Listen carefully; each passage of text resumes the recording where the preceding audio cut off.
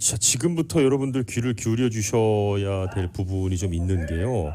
대다수의 한인들의 여기 스테이러스가 시민권자, 영주권자, 그다음에 다른 비자로 계신 분, 그다음에 서류 미비자 이렇게 이제 나눠지잖아요. 그렇죠.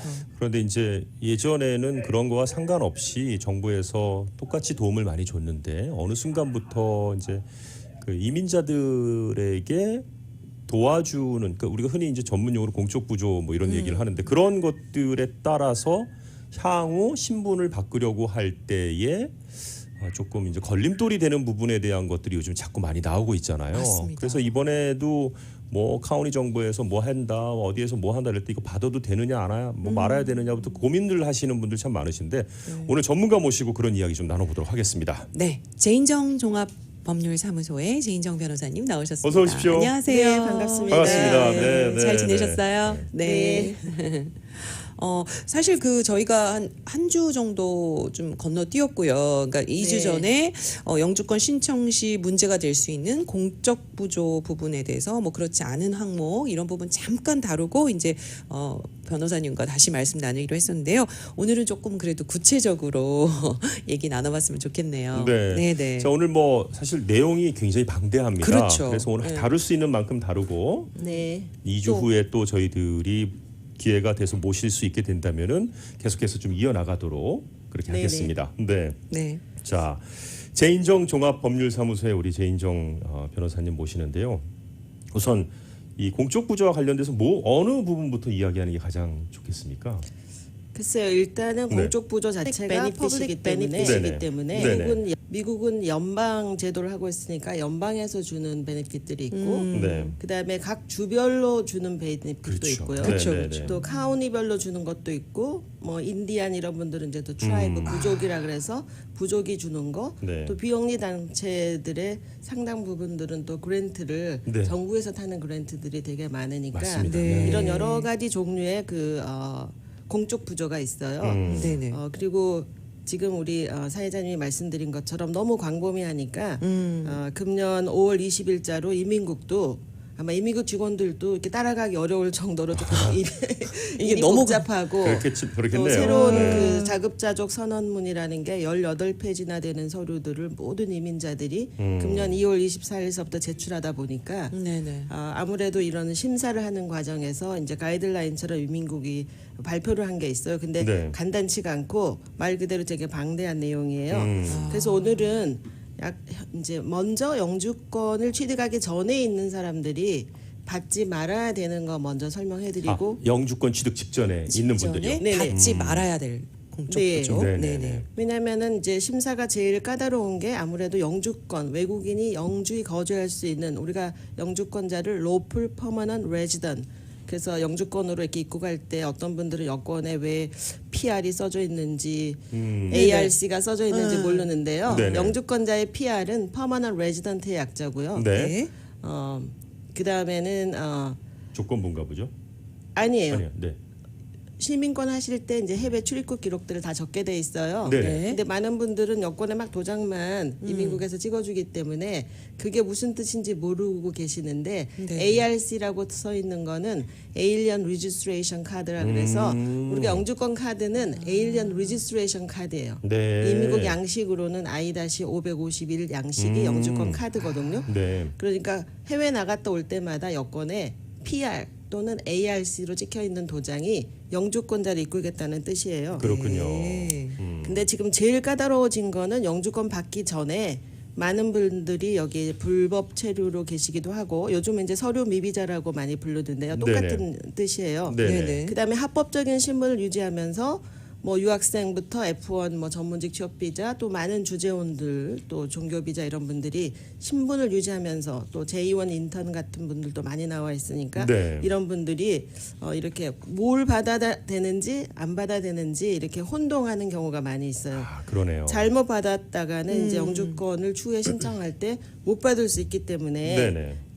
받지 말아야 되는 것들에 대해서 잘 알 필요가 있습니다. 네, 받지 네, 말아야 받지 할 말아야 할. 네, 그런 베네핏 네네. 얘기입니다. 그러니까 정부에서 그 규정에 발표한 거 보면은 상당한 그 안 된다고 하는 것들은 제가 볼 때 애초에 자격이 없는 것들이 많아요. 근데 왜 써놨는지 저도 잘 이해가 안 되지만 경험상 봤을 때 예를 들어서 Supplemental Security Income이 우리가 SSI라고 부르는 사회 보장에 근거한 최저 생계 유지비. 보조금. 네, 보조금 네, 같은 네. 거거든요. 근데 이런 거는 애초에 영주권자 이상이어야지만 받을 수 있는데 아마 정부가 이런 거를 받지 말아야 되는 데 써놓는 이유는 또 어떤 부류의 사람들은 위조 서류도 많이 제출하고 그럴 수도 또 있겠네요. 과거의 인민국의 데이터는 지금처럼 디지타이즈가 안 돼 있었기 네, 때문에 네, 네. 아날로그 시대 때 이렇게 살짝 거짓말해서 받으신 분들이 이제 나중에 정리가 안 돼서 지금도 받는 경우가 있다고 제가 들었고, 근데 최근 시스템은 아주 그 센트럴라이즈된 정보가 아주 잘 돼 있기 때문에 네, 네. 가짜 서류가 통과하거나 그런 거는 최근에는 있을 수가 없는 쉽지 않겠군요. 상태예요. 네네.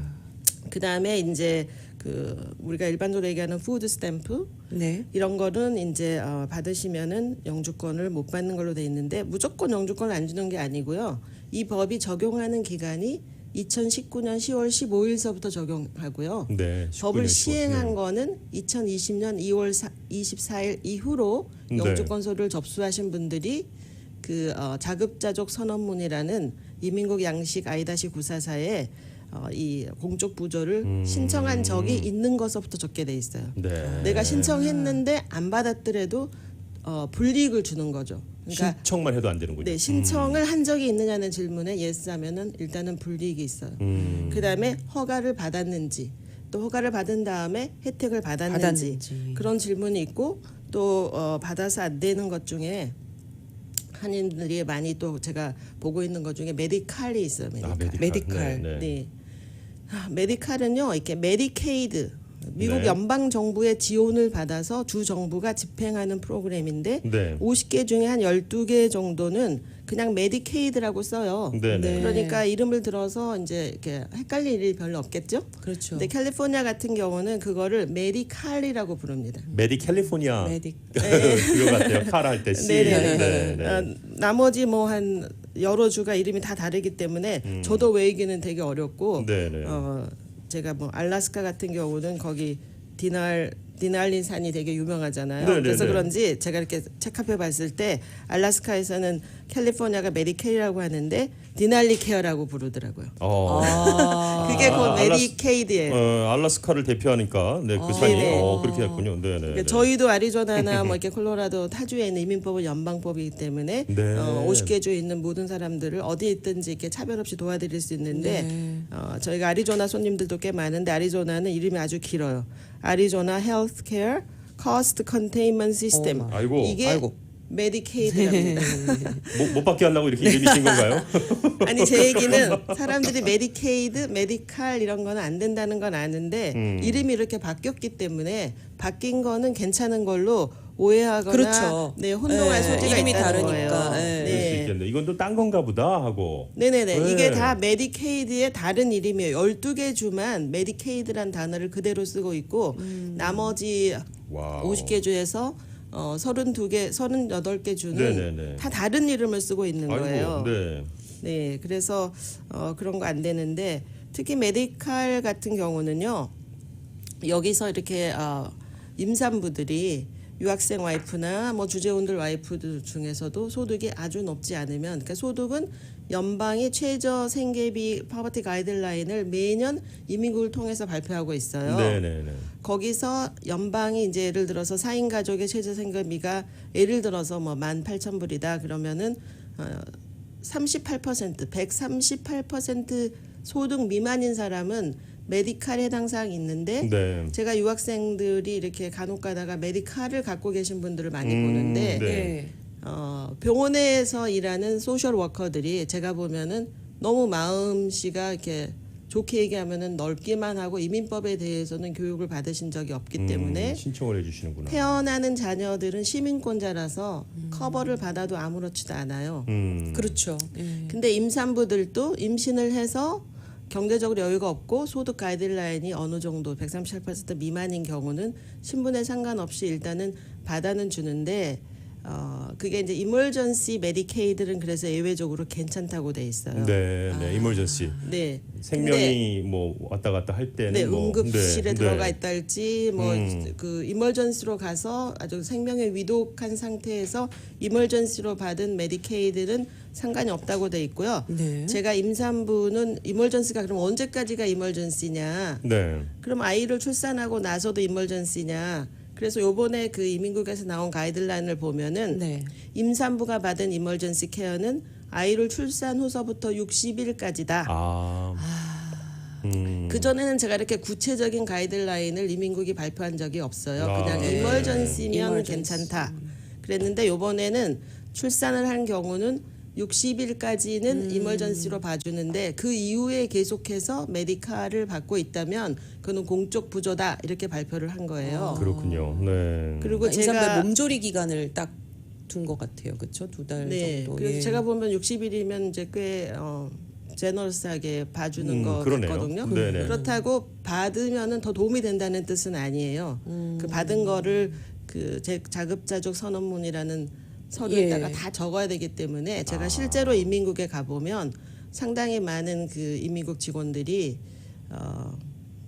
뭐라죠? 자기네 나라에 이제 충성한다는 마음으로 저도 시민권자지만 이렇게 구체적으로 Have you ever received medical을 받은 적이 있냐? 왜냐하면 특히 에이시안들이 이렇게 뭐 타는 것들도 되게 머리도 좋고 그래서 잘 타는 편이에요.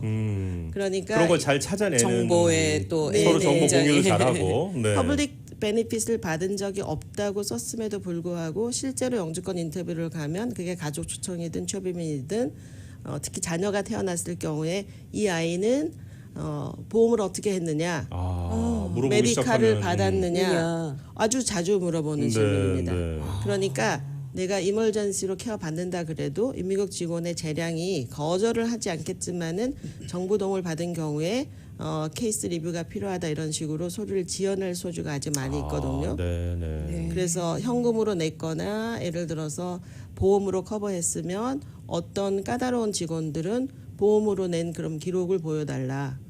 해외에서 특히 그 대사관에서 과거에 비자 인터뷰할 때 보면은 영사들도 마찬가지로 특히 애가 미국에 태어날 때 왜 원정 출산도 많이 있고 네. 그렇죠. 장기로 체제하는 유학생 비자 이렇게 있다가 애가 나면은 여기는 한국은 속인주의지만 미국은 속지주의이기 때문에 일단 아이가 나면은 다 시민권자가 되는 거잖아요. 네. 그렇죠, 그렇죠. 그래서 해외에서 비자 받을 때도 이 메디카를 신청해서 받았는지 안 받았는지에 대한 질문이 아주 까다롭고 영사는 여기 이민국보다 더 높은 수준으로 원하고 있기 때문에 네, 뭐 괜찮다고 법이 돼 있음에도 불구하고 비자는 거절하고 하는 게 지금 현재 현실이에요. 있을 수 있다는 말씀이군요. 그런 네, 게. 영사가 재량이 있기 때문에 해외에서 인터뷰할 때 그게 비이민 비자든 이민 비자든 과거에 미국에서 있으면서 유학생들이 다 여기 남아 있는 건 아니잖아요. 그렇죠. 또 주재원들도 마찬가지고. 네. 그래서 미국에서 있다가 본국에 돌아가서 나중에 다시 미국에 들어오기 위해서 비민 비자를 신청한달지 영주권을 신청한달지 할 때 2월 24일 이전에 없었던 질문서들이 비민 비자에도 많이 포함이 됐어요, 요즘에. 그렇군요. 그래서 우리가 네. 공적 부조를 이렇게 받을 때는 잘 모르겠으면 전문가랑 이렇게 한번 상의해보고 이거를 받아도 되는지 네, 안 네. 받아도 되는지. 왜냐하면 소셜 워커분들은 웬만하면 다 된다고 하고 이민법에 따라서 되는지 안 되는지까지는 교육을 안 받았기 때문에 모를 수밖에 없어요. 그렇군요. 전문 분야가 또 아니시기 때문에. 네, 네. 네. 자, 오늘 제인정 종합법률사무소의 제인정 변호사님 모시고 영주권 받기 직전에 있는 분들이 받으면 안 되는 공적 부조에 대한 이야기를 오늘은 좀 집중적으로 이야기를 나누고 있습니다. 네. 그렇군요. 그리고 근본적으로 이렇게 이민을 관점으로 보면 이민은 연방에서 하는 거죠. 네네. 그래서 주 정부에서 주는 거는 웬만한 거는 괜찮다고 돼 있음에도 불구하고 아마 제 생각에 이민자들이 캘리포니아나 뉴욕, 뭐 텍사스 이런데 집중적으로 많이 오는 편이잖아요. 좀 이건 제 이민 생각이에요. 친화적이기 퍼센테이지. 때문에 네네네. 더 그렇죠. 그러니까 네. 주 정부에서 주는 혜택을 받아도 그것도 안 된다고 이민국이 이렇게 지정을 했어요. 그렇습니까? 모든 게 안 된다는 게 아니니까 제 네. 얘기는 이민국 직원도 많이 헷갈릴 거라는 거죠. 그러네요. 네. 그래서 요번에 이제 수페이지에 달하는 가이드라인이 이민국이 발표를 했는데요. 예를 들어서 캘리포니아 같은 경우는 Supplemental Nutrition Assistance 프로그램에서 나오는 캘프레시라는 게 있어요. 네. 스냅이라고 하는 거. 스냅이요? 스냅. 네. 네. 이거 SNAP. SNAP. 네. 네. 기니까 이제 스냅이라고 부르는데 그거를 캘프레시라고 하죠. 캘프레시. 그래서 제가 보면은 메디칼 받으신 분들의 대부분이 캘프레시를 받고 계세요. 캘프레시. 자격 수준이 예. 거의 비슷하니까. 근데 이거는 주정부에서 주는 거거든요. 뭐 푸드 스탬프 같은 역할을 하는 건가요? 그런 거랑 비슷하다고 보시면 됩니다. 네. 네. 그러니까 푸드 스탬프도 50개 주에 카만리 부르는 거는 푸드 스탬프라고 하는데 네, 네. 캘리포니아의 푸드 스탬프는 캘프레시인 거예요. 캘프레시. 이름이 네, 다른 이름이 거군요. 다르군요. 네, 네. 그러니까 이렇게 이름이 캘프레시고는 주정부에서 주는 건데 이건 푸드 스탬프가 아닌가? 이렇게, 아니다라고 생각할 수 있을 것 같아요. 혼동할 수 네, 있죠. 혼동. 그래서 제가 보니까 이렇게 연방에서 주정부에서 받으면은 안 된다고 정한 주가 대략 한 7개 주 정도 되던데 네. 제가 보니까 대충 이민자가 많은 주더라고요. 아하. 네. 네. 그다음에 제가 조금 전에 얘기한 것처럼 메디칼 같은 경우는 이멀전시 이외에는 안 된다. 그뿐만이 아니라 메디케어도 메디케어는 이제 돈을 내 가지고 자격이 되는 사람이 받는 게 메디케어고 메디케어. 네. 메디케이드는 연방에서 하는 건데 제가 아까 말씀드린 것처럼 이멀전시로 저소득자는 메디칼을 주지만 네. 소득이 어느 정도 있어요. 그러니까 138% 이상인데 네. 또 보험은 없어요. 네. 그러면은 이제 메디칼 대신에 메디케이드를 신청해서 받으신 분이 많이 있는 거예요. 오, 네. 그러니까 이제 메디칼 같은 거 받으면은 일반적으로는 안 된다 이렇게 지금 돼 있고요. 보시면 되겠고요. 네네. 네. 그다음에 제가 이렇게 실제로 일을 하면서 많이 보는 경우인데요. 아까 임산부가 제일 많은 경우인데 임산부 신청할 때 메디칼을 임산부만 하는 게 아니라 남편도 신청하고 제가 왜 이런 거 신청하셨어 이렇게 여쭤보면은 대부분이 소셜워커가 자격이 된다 그래서 신청했다. 그냥 하라 그랬어요, 이렇게. 네네. 그래서 이제 낳고 나서 애도 메디칼을 계속 리뉴를 하고 그다음에 건강하니까 병원도 가지도 않고 쓰지도 않는데 서류상으로 메디칼이 살아있으신 분을 제가 꽤 많이 만나요. 아, 그렇습니까? 왜냐하면 제가 봤을 때 그 소셜국에서 인컴이 어느 정도 바뀌었는지를 자동 통보받지 않는 것 같아요. 그러니까 한 번 신청하고 내가 이거를 그만두려면 제가 말씀드린 것처럼 60일 지나서 그만둬야 되잖아요. 네. 그렇죠. 근데 정부가 알아서 그거를 스탑을 해주지 않기 때문에 이거를 소셜국에 찾아가셔서 그 디인롤먼 그러니까 거기서 내가 이거를 끝내달라 메디칼을 나는 필요 없다. 네. 그러면은 소셜국에서도 자격이 있는데 왜 메디칼을 지금 끊으려고 하느냐? 그러면은 영주권 받기 전에 계신 분은 이민국에서 내가 메디칼을 받으면 나 영주권을 받을 수 없다고 한다. 그러니까 이거를 꼭 디인롤을 해달라.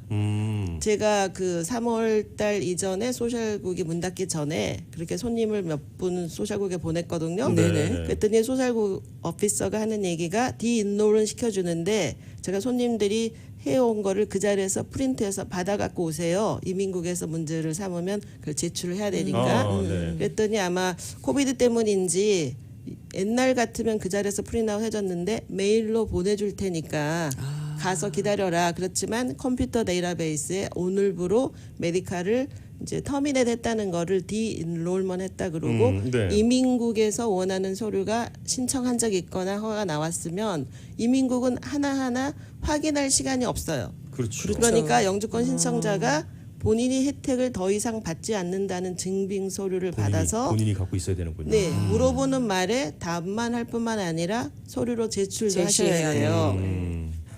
그리고 작년 10월 15일서부터 지금 적용하기 때문에 지금 따지고 보면은 지금이 6월 15일이잖아요. 네. 그래서 대략 8개월 정도 시간이 흘렀죠. 네. 그쵸. 그래서 혹시라도 영주권 안 받으신 분이 뭐 아이 낳았을 때 메디칼 신청해서 이거를 터미넷을 어떻게 하는지도 모르고 법이 바뀌는지도 모르고 아이고. 특히 가족 초청하신 분들은 초청 절차가 조금 간단하고 영주권 받는 절차가 까다롭기 때문에 초청을 본인 스스로 하거나 그냥 이런 이주공사 같은 데 통해서 하신 분들이 되게 많아요. 그러니까 그런 분들은 법이 왜 언제 바뀌었는지 정보를 접할 기회가 아주 없어요. 그러네요. 그러니까 만 1년이 되면은 영주권 주는 자격을 거의 3년 동안 박탈한다고 돼 있기 때문에 아, 네. 지난 영주권 신청한 날을 기준으로 해서 3년 안에 12개월 이상 공적 부조. 공적 부조를 받았을 경우에 영주권을 주지 않는다는 게 2월 24일 날 시행하는 공적 부조에 관한 새 법이에요. 아, 그렇군요. 근데 또 주의하셔야 되는 거는요. 네. 예를 들어서 뭐 캘프레시나 메디칼 이런 것들이 거의 약간 세트처럼 나오는 경우가 많아서 그러네요. 두 가지를 혹시라도 작년 10월서부터 지금까지 받았다. 그러면은 8개월 플러스 한 가지 받는 거를 또 8개월 해서 더하는 거예요. 두 가지니까. 그 기간만 따지는 게 아니고요. 네네. 더해요. 그래서 지금 16개월이면 그런 분들은 지금 당장에 스탑을 해도 앞으로 그 3년간. 공적 부조를 받은 기간이 12개월 미만으로 떨어질 때까지 영주권을 신청할 자격이 없고 영주권을 신청하면은 문제는 접수비도 1인당 1,225불씩이나 많이 받아요. 네. 가족이 4명이면은 뭐 아이고, 어떨 그 때는 돈도 만만치 않네요. 네, 뭐 5,000불씩 이렇게 삐를 내는데 네. 접수 창구에서 자격이 있냐 없냐 하는 거를 전혀 검토하지 않아요. 이민국은 서류를 접수하면 1, 2주 내에 접수증을 주고 또 한두 달 내에 지문을 다 찍게 해주고 그다음에 뭐 3개월에서 6개월 기다리면 워킹 퍼밋도 주고 하는데 이제 전문가한테 자세한 과정을 설명을 안 드신 분은 이게 자동적으로 오는 거예요, 돈을 내면은. 그러니까 뭐 난 됐나 보다 이렇게 생각할 수 네네네. 있겠네요. 뭐 모든 되네. 게 뭐 이러면서. 스무스하게 잘 되나 보다. 네, 이렇게 생각을 하시는 거예요. 아하. 그러면 이런 것들은 누가 언제 심사를 하나? 2단계 정도에 거쳐서 심사를 하는데 첫 번째는 이제 그 내셔널 베니핏 센터에서 인터뷰하기 전에 1차 서류 심사할 때 서류가 빠진 게 있나 없나 이렇게 리뷰를 하는 거는 네, 네. 인터뷰하기 한 3, 4개월 전이에요. 그렇게 1차 심사에서 추가 질문을 받는 경우도 있고 네. 제가 보면 한 공적 부조 문제는 1차 심사에서도 스크린이 잘 안 되나 봐요. 그런 질문을 제가 질문서로 받아본 적은 없고요. 네. 인터뷰를 가게 되면은 인터뷰하는 오피서가 서류를 처음서부터 담당자가 아니에요. 네. 인터뷰하러 가면은 그 오피서는 그 서류를 인터뷰하기 빠르면 30일 전에 받는 거예요, 서류를. 그래서 실제 인터뷰 가서 이렇게 구체적인 질문을 받아야 되기 때문에 이 공적 부조를 혹시 모르고 받고 계신 분들은 전화로 했다, 뭐 메일로 했다 이런 것들은 진짜 확인이 너무 어렵고요. 그렇겠네요. 나중에 확인해 보면은 뭐 50% 이상이 안 된 경우가 너무 많으니까 이 소셜국이 오픈을 하는 대로 꼭 직접 방문하셔서 눈으로 더 이상 이거 내가 메디칼 안 안 받는다. 받는다는. 네, 그래서 확인을 해서 디일로멀 베리피케이션 이런 거 편지 같은 거를 네. 받아야지 불이익을 줄일 수가 있어요. 그러네요. 칼프레시 또 메디칼 이런 거 네네 가장 그런 또 거 이제 주의해야 받은 될 것 같고요. 푸드 스탬프, 뭐 네. 캘피시 이런 거 받으면 안 된다고 돼 있으니까 조심하셔야 되는데 그러면 영주권자는 이런 걸 받으면 어떻게 되냐? 영주권자예요. 영주권자가. 지금까지 네. 말씀은 영주권 안 신청하기 받으신 분. 직전 네. 분들, 불법 아직. 체류로 네. 있든지 그렇지 않으면 비이민 비자 서류 신분으로 비자. 있든지 이런 분들은 네. 영주권 받는 게 트럼프 행정부가 굉장히 까다롭게 정부 도움을 받을 소지가 있는 사람들은 하물며 시민권도 이렇게 안 주는 쪽으로 법들을 많이 바꿨기 때문에 네. 주위 사람들이 과거에 쉽게 받은 얘기만 듣고 그렇죠. 아주 쉽다고 잘못 알고 계신 분들은 이렇게 한번 이렇게 전문가하고 뭐라 그러죠? 리뷰를 한번 받아볼 필요가 있어요. 이 상담 꼭 한 번씩 하셔야 되네요. 자격 그렇죠. 요건에 자격에 대해서. 대해서 그렇죠. 나도 네네. 그러니까 영주권자는 뭐 소득이 작아서 어쩔 수 없이 메디칼을 받았거나 캘프시를 받았다고 시민권 할 때 불이익까지는 주지는 않아요.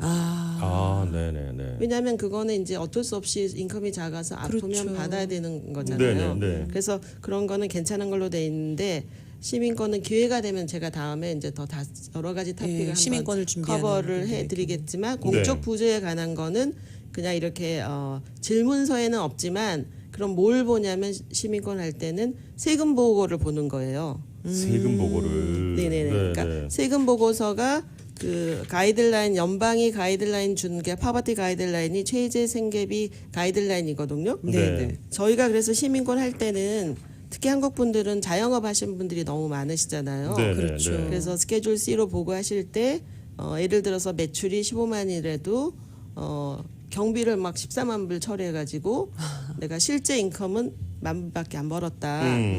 어떤 분들은 경비로 그로스 떨고 인컴이 네. 소득으로 또 이렇게 혼동하고 계신 분도 계세요. 그러니까 그렇습니다. 자영업자가 스케줄 C로 세금 보고하셨을 때는 모든 경비를 제한 넷 인컴, 어저스트 그로스 네, 인컴. 어저스 그로스 네네. 인컴을 기준으로 보는 거거든요. 네네. 그래서 저희가 시민권 중에서 인컴 부분하고 퍼블릭 베니핏 부분만 따져보면 2인 가족이면은 100%는 일단 넘어야 돼요. 아 100%는. 그럼 100에서 138 사이면 메디칼을 받고 뭐 캘프레시도 받을 거 아니겠어요. 네네. 네네. 그렇지만 영주권자가 100% 이상을 넘으면 일반적으로는 시민권자 인터뷰에서 거절하진 않습니다. 그래서 네. 저희가 시민권 리뷰할 때 인컴 텍스를 지난 5년 거를 보고 얼마를 보고했는지 봐서 이 최저 생계비 100%가 안 되면 사는 것 자체가 거의 불가능해요. 그렇죠. 네네. 그러니까 이민국은 결국은 현금 소득을 탈세했을 거라고 이렇게 가정해서 심사할 수밖에 없어요. 아하.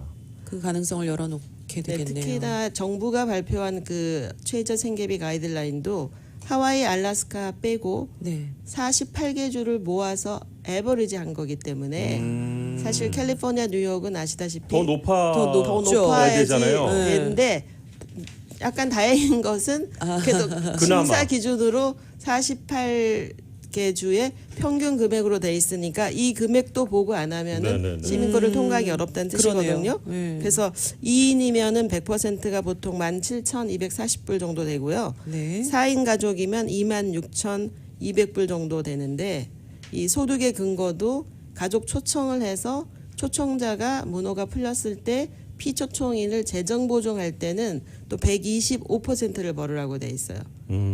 125%니까 재정 보정하기 위해서는 25%를 더 벌어야 된다. 그래서 예를 들어서 4인 가족이 형제자매 추청해서 한국에 있는 가족 4명을 재정 보정을 하려면은 본인 가족 4명 더하기 피초청이 4명 더해서 8명 가족의 125%면은 55,150불. 와.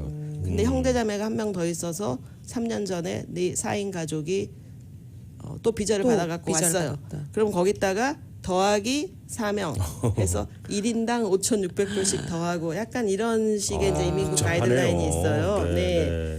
그래서 그 영주권자나 이제 시민권자의 가장 중요한 키워드는 근 모랄 캐릭터예요. 아, 네, 네, 네. 네. 그럼 도덕적으로 이 사람이 도덕적. 우리가 네네. 뭐 이런 영주권이나 시민권을 줘도 되는 사람인지에 대한 게 가장 판단. 네. 일단 네네네. 중요하군요. 네, 그러니까 근 모랄 캐릭터든 그럼 우리가 뭐 크리미널리 범죄를 안 짓고 이런 거가 근 모랄 캐릭터라기보다는 그건 당연히 안 해야 되는 당연한 거고. 거고. 네, 네. 예, 예를 들어서 첫 번째는 그 세금을 잘 내는 거. 아, 세금. 네, 세금을 잘 내는데 네, 네. 그러니까 거짓말 안 하고 정직함. 네, 정직하게 최저 생계비 이상을 내야지 인민국 가서 떳떳하게 이제 얘기를 할 수 있을 거 아니겠어요. 네, 네. 그러니까 첫 번째는 세금을 잘 내셔야 되고요. 네. 그다음에는 뭐 누구나 다 안 해야 되지만 뭐 특히 뭐 DUI 같은 거 걸리시고 그쵸. 이런 그러니까. 분들은 요즘에 시민권 받을 때 엄청 까다로워요. 뭐 예전에는 뭐 기간이 있어서 몇 년 지나면 용서도 하고 이런 게 좀 있었던 것 같은데. 요즘에는 이제 시민권 더- 가이드라인도 되게 그 자세하게 길게 지금 나와 있어요. 아, 그러니까- 그 DUI 하나만 해도요. 네, 2번 이상이면 요즘은 시민권 받기가 굉장히 어려워졌고요. 네, 네. 네. 기록도 말소, 이렇게 익스펀지 한다 그러죠. 기록도 말소하고 말소를 하더라도 프로베이션도 끝나고 기록 말소하고도 요즘에는 거의 5년 정도를 기다려야지. 그리고 아까 말씀드린 것처럼 근 모랄 캐릭터를 가지고 있다는 걸 해야 되니까 특히 크리미널리 컨빅션이 되신 영주권자가 시민권 신청을 원할 경우는 저희가 사회봉사를 자발적으로 많이 하라. 사회봉사를 네. 그런 내가 기록을 나 남겨놔야 자신의 되는군요. 먹고 살기 위한 거를 일해서 세금 보고하는 거는 그냥 의무이자 당연히 모든 전 국민이 하는 거예요. 네. 그래서 저희가 보면 이렇게 옛날 같으면 DUI가 프로베이션만 끝나면 3년이면 3년 후에 시민권을 다 줬었어요. 네. 오바마 행정부까지는. 근데 트럼프 행정부 이후로는 제가 DUI 2명 있는 사람 인터뷰 갔었는데 근데 이민국 직원도 그렇게 얘기해요. 그 프로베이션도 다 끝나고 그 이후로 5년 있다가 그때 신청하면은 리뷰를 다시 하겠다. 정확히 그러니까- 그렇게 짚어주는군요. 네, 그리고 시민권을 잘 주지를 않으려고. 않는 않는 거죠. 편이죠. 그러니까 보통 네. 이거를 주려고 노력하는 경우하고 떨어뜨리려고 노력하는 경우가 똑같은 가이드라인이라도 이게 적용되는 게 좀 다르게 적용되는 느낌일 거예요, 그렇죠? 네, 네, 특히나 이민국은 행정기관이기 때문에 행정부의 수장은 네. 트럼프 대통령이고, 대통령이시죠. 네. 네, 대통령의 의견과 그 그럴 팔러시를 수밖에 없네요. 이민국은 받아들일 공무원이기 수 때문에 팔로우할 수밖에 없어요. 네. 그리고 지금 이렇게 너무 이렇게 까다롭게 하다 보니까 네. 또 이 코비드 사태 때문에 많은 비즈니스들이 뭐 임시로 스테이 홈 오더 이런 것 때문에 해서 이민국이 제가 지난주에 난 그 정보에 따르면은 네. 이민국은 연방에 우리가 국민들이 낸 세금을 거의 쓰지 않는 유일한 기관이에요. 네. 근데 너무 이렇게 까다롭게 하고 뭐 떨어뜨리고 안 주고 비자도 다 이렇게 캔슬하고 하다 보니까 지금 금년 상반기에 거의 12억 불이 적자를 예상하고 있기 때문에 그동안은 이민을 오시는 분들이 여러 내는 뭐 가지 서류 뭐 이런 수수료. 그런 걸로 인해서 괜찮았는데 이게 축소하다 보니까 그런 사태까지 왔다는 말씀이신 거였잖아요. 네, 그런데 오. 트럼프는 이민국에 관련된 직원들을 과거에 조금 덮었고 이래서 급기야는 15,000명을 레이오프를 시켰고요, 지금. 그게 그 얘기군요. 가뜩이나- 이민국 사람 네. 줄어들었다는 얘기가. 신청자들이 줄고 너무 까다롭게 하니까 다음에 해야지 그러고 안 하고 또 접수비도 꽤 비싸잖아요. 그렇죠. 또 경기도 안 좋잖아요. 그래서 네. 많은 신청자들이 다음에 해야 되겠다. 그리고 접수를 안 하다 보니까 이민국이 제가 알기로는 1년에 48억 불의 예산을 쓰는데 금년에 지금 12억 불이 적자 예산인데 당장에 직원들 월급 줄 돈이 없대요. 그래서 지금 15,000명을 진짜 레이오프한 상태니까 걱정은 이 일 때문에 일이 더 늦어지지 않을까. 그렇지 않으면 지금 그거죠. 예, 모든 프로세싱이 좀 느려질 것 같은 그런 느낌. 예, 원래도 네. 느린데. 원래도 지금도 너무 네, 느리잖아요. 너무 느리잖아요. 네, 네. 근데 이렇게 직원이 15,000명씩 축소되고 그러면은 더 늦어질 거라는 그냥 예상을 할 수가 있는데요. 제가 트럼프 행정부 이전하고 이후에 많이 달라진 게 취업 이민 같은 경우는 과거에 한 10에서 20%밖에 인터뷰를 안 했었어요. 네네. 네. 근데 트럼프 행정부가 바뀐 이후로는 다 100% 인터뷰하라. 가족 초청도 다 100% 인터뷰하라. 네. 그런데 직원이 지금 이렇게 많이 늘어나지 않은 상태에서 그런 것들 때문에 또 서류 심사도 연장도 처음에 하는 것처럼 완전히 까다롭게 다시 심사하라. 그러다 보니까 주어진 위에서 내려온 오다들이 너무 많으니까 네. 지금 일을 처리하는데 굉장히 많은 시간들이 필요해서 늦어지고 있는데 이렇게 또 직원들도 감축하고 그 12억 불의 적자 난 거를 피를 앞으로 수수료를 올려서 메꾸겠다고 해요. 네. 또 올려요. 그러니까 수수료 올라가는군요. 아이고. 비싸요. 조만간에 수수료가 올라갈 것 같거든요. 그래서 시민권 같은 경우는 어떤 분들은 기다리면 더 나아질까 이렇게 생각하고 계시는데 그렇지 않고요. 지금도 725불 피를 내는데 제가 알기로는 그게 1,200불로 오르는 걸로 알고 있어요. 네네. 그러니까 또 문제도 더 쉬워질 것 같지 않아요? 우리가 보면은. 네. 그래서 나중에는 영어 못하면 안 된다는 얘기도 나오겠네요. 잘못하다간. 네, 시민권은 네. 이제 영어를 못해도 뭐 몇 년이 지나면은 한국말로 할 수 있고 이런 부분들이 또 있으니까 네네. 다음에 제가 시민권에 대해서 말씀해드릴 기회가 되면은 네. 그때 한번 자세히 시민권을 영어를 못해도 어떻게 받을 수 있는지 제일 걱정하시죠. 네네네. 또. 네. 그리고 뭐 이렇게 세금을 예를 들어서 뭐 내가 미국에 이민해 올 때 자식이 부모 초청해서 70살에 왔어요. 네네. 그럼 은퇴하고 왔잖아요. 네. 그렇죠. 그러니까 시민권 할 때까지 세금을 내시기가 어려울 거 아니겠어요. 그렇죠. 그럴 경우는 이제 제가 보통 자녀분들하고 같이 사시는 분들은 꼭 디펜던트로 텍스 리턴에 들어가 있어라. 부양가족으로. 왜냐하면 앞으로 시민권자가 돼서 정부 도움 받을 것 같으면 또 그럴 성향이 보이면 시민권도 다 거절할 수 있어요. 네네. 근데 자식이 나를 열심히 부양하고 있다. 또 시민권자 된다면은 설령 공적 부조를 받더라도 그땐 그때 얘기고. 그렇죠. 그거는 받기 전까지는 안 되는 거예요. 그러네요. 그러니까 내 재산이 많이 있어서 나는 한국에서 돈을 50만 불 갖고 와서 통장에 넣어놨달지. 그래서 최소한 5년 이상 그 최저 생계비 이상 5년 이상 금액이 스스로 있다. 쓸 돈이 있다. 네. 이렇게 증명하는 방법이 있고 네. 그렇지 않으면 재산이 없으신 분들도 자식들 미리 다 먼저 한국 분들은 줘버리셔가지고 재산이 자기 이름으로 안 돼 있으신 부모들이 더 많으실 거예요. 네. 그런 분들은 자식이 부모를 디펜던트로 클레임하고 있다. 그래서 자식 거 세금 보고서를 대신 들고 가서 이렇게 퍼블릭 차지를 안 받을 사람으로 보여야지 나이 드신 분들은 이제 시민권을 잘 받으실 수가 있어요. 네. 증명해야만 하는 자, 거군요. 뭐 우리 제인정 변호사님 말씀 네. 듣다 보니까 저희가 또 작별할 시간이 이제 다 네. 된 것 같습니다. 그래서 오늘 쭉 말씀해주신 내용 가운데에서 우리가 퍼블릭 베네핏 공적 구조에 대해서 우선은 가장 중점적으로 말씀해주신 게 영주권 받기 전에 있는 분들이 받으시면 안 되는 거에 그렇죠. 대한 거 그런 네. 거를 좀 말씀해주셨고 또 뭐 시민권과 관련된 얘기도 잠깐 말씀해주셨지만 정말 이 이민과 관련돼서 우리가 이민 사회니까 들어야 될 내용이 무궁무진하네요. 그러니까 좀 네. 생소한 단어들 이런 네. 것과 좀 친숙해져야 될 것 같고. 제가 이제 오늘은 받지 말아야 될 거 위주로 얘기했는데요. 네. 좀 받아야 되는 거 몇 가지만 얘기해드리고 네. 오늘 얘기를 마칠까 네. 싶은데요. 그것도 좀 정확하게 알아야 돼요. 위익이라 그래서 WIC Women Infant Children 이 프로그램은 위익. 저소득자들이 임산부 때부터 커버를 해줘요.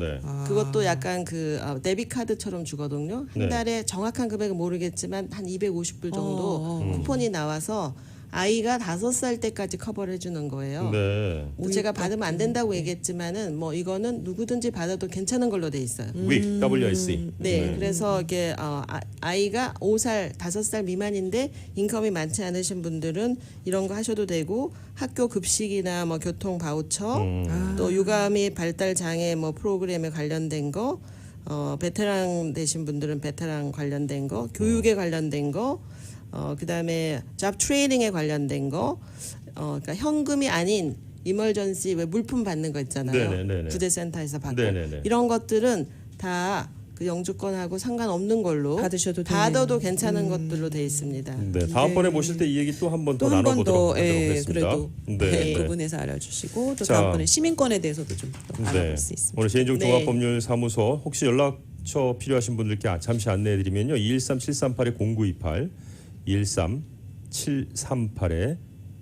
213-738-0928번으로 문의하시면 되겠습니다. LA에 오피스가 있으신 거죠? 네. 어디에 위치하고 있죠? 오피스가? 에퀴터블 빌딩이라고 아. 많이 알려져 있는데요. 에퀴터블 빌딩. 3435 윌셔에 네네. 30층에 네, 3050에 있습니다. 비유가 좋겠는데 어느 쪽 네. 비유세요? 남쪽이세요? 북쪽이세요? 맑은 날은 산타모니카 비치가 보입니다. 요즘 그렇군요. 공기가 좋아서 좀 비 보일 오는 것 날 같아요. 다음 때 같은 데는 LA가 평평해서 네. 이렇게 비치가 진짜 보입니다. 아. 저희가 30층에 있어서요. 오. 최고인데요. 네, 네, 윌셔 바로- 블루바드 3435 윌셔 블루바드에 있는 제인정 종합법률사무소의 제인정 변호사님과 오늘 귀한 말씀 나눴습니다. 네. 감사합니다. 오늘 말씀 여기까지 듣겠습니다. 네, 네. 감사합니다. 저희는 2부에서 뵙겠습니다.